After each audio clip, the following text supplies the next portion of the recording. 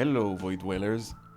The Fermi paradox is the question of the discrepancy between the lack of evidence that we have about the existence of intelligent life out there in the universe and the high probability that such life should exist in a universe with 100 billion galaxies, each with 100 billion planets and stars. So, where is everyone? How come we never see them? How come when we turn our telescopes to the sky, we don't see a Star Wars-like galaxy, with ships of all shapes and sizes zooming back and forth and making the universe much brighter than it should be? Well, while some may think that this paradox says a lot about aliens and the universe, I believe this paradox says a lot about us. Because my answer would be, oh, they are up there, we're just too stupid to see them. See, the truth is that all of our science fiction is dead wrong, because all of our science fiction assumes that intelligent life out there would basically be us, but looking a little weird and technologically more advanced. And that is a misconception. Human technology has a limit because the human brain has a limit. And I suspect that to travel the vast distances of the universe, that limit has to be broken. And that is simply out of our reach. But what do I mean by that? Every suggestion to how you may travel through space, whether it's in science or in science fiction, is based on technologies or concepts that we have or that we grasp and that we should be able to detect. Let's start with light speed.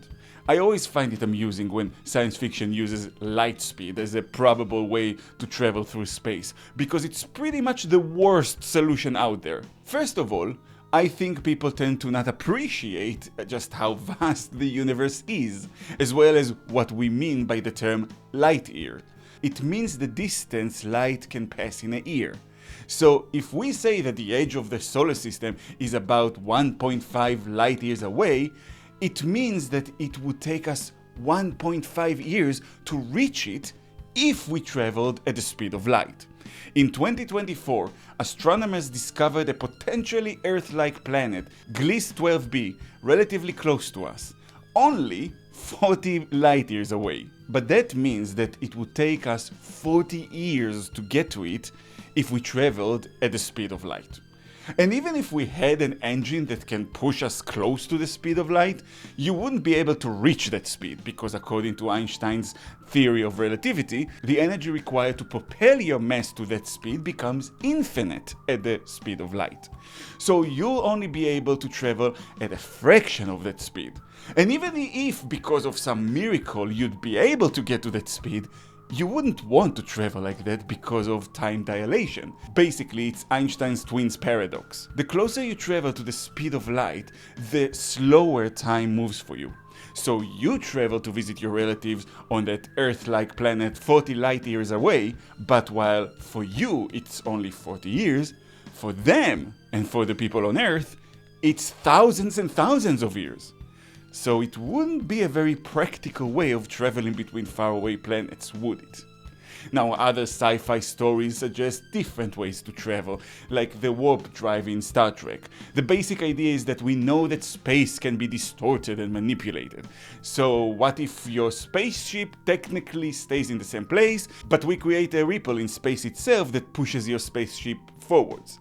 Therefore, you arrive at your destination in speeds that are beyond the speed of light, but you didn't really break any law of physics because it wasn't you actually moved, it was space itself. The problem with that is that we only know of huge objects and events that can cause such ripples through space, like black holes or pulsars or the Big Bang itself. There's not even a proper theory as to how you might put something that can generate that much energy on a spaceship and then make the ripples directional and localized. Plus, since we can detect gravitational waves, if aliens were using warp drives, you'd expect we'd be able to detect something, anything, but we don't. And that's really the answer to the Fermi paradox. The fact that from a probability point of view, it is highly unlikely that we are the only intelligent life form, combined with the fact that we can't detect anyone else, should bring us to the conclusion that anyone else who is out there is using technology that we simply can't possibly predict and therefore cannot detect. We are always trying to detect them by looking for light or radio waves. In other words, we're looking for signs of something traveling in a conventional way through space, the way we would do it. But if they are up there, they are not using anything conventional to us.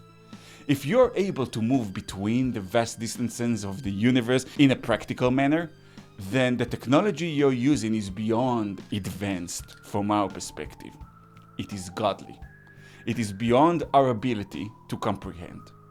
And that is something that most people don't like to admit, especially scientists. The fact that we do have limits. Every creature has cognitive limitations. And I believe we humans don't like to think that about ourselves because we are evolutionarily programmed to see ourselves as superior to every other creature on Earth and beyond it.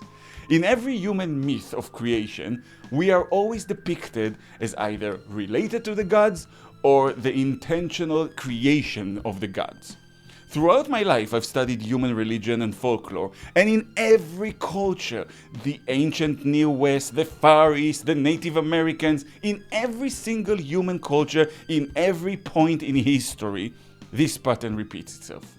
Not once have I come across a myth where humanity is just a byproduct or something that the gods are not really all that interested in. We are programmed to believe that we are important to creation itself. Throughout our history, and again, across cultures, we wanted to believe the earth is the center of the universe. We are the purpose of creation. Our world is the center of it all. And to this day, many people find letting go of these ideas extremely difficult. That's why people tend to make that distinction between what we do and what is natural, which is absurd. Everything we do, including all the bad things, is completely natural because we are part of nature. Nature wasn't created separately from us and then we were dropped into it. No, we grew from nature. We are part of it. So what's my point in all of this? Well, that we tend to think that the entire universe is us.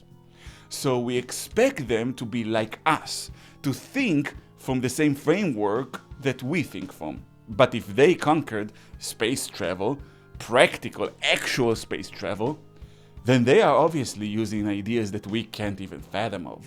I'll give you an illustration that I often give. You cannot talk to your dog about art. You just can't. The dog simply doesn't have the mental ability to understand that concept.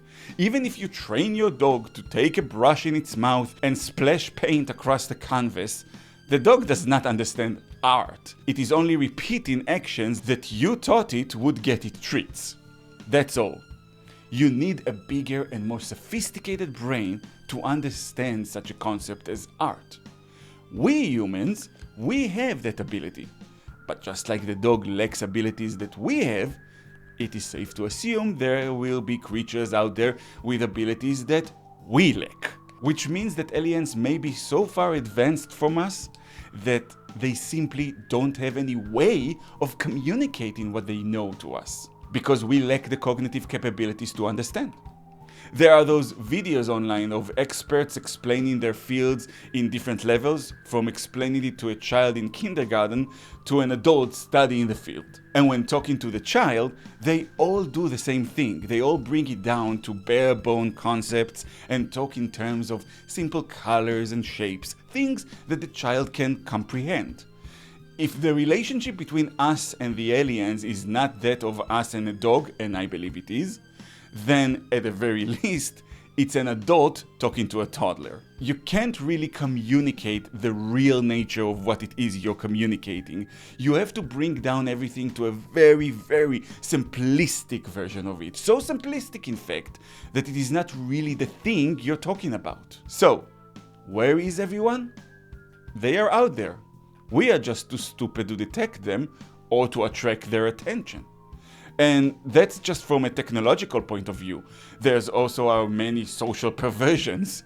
murdering each other over myths or resources when there's enough resources to feed 100 Earths over, going on barbaric wars against each other, imprisoning people for various reasons, have to have taboos on clothing and sexuality or society collapses. And even with those taboos in place, we still commit horrible acts against each other for pleasure and believing we are in league with our imaginary gods. We are a joke. Why would any creature with the capability to think want anything to do with us?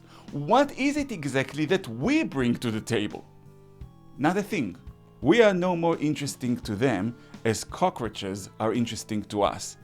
Maybe as a creature to study and talk about, but not as something to actually communicate with and make a partnership with. Where is everybody? Literally over our heads.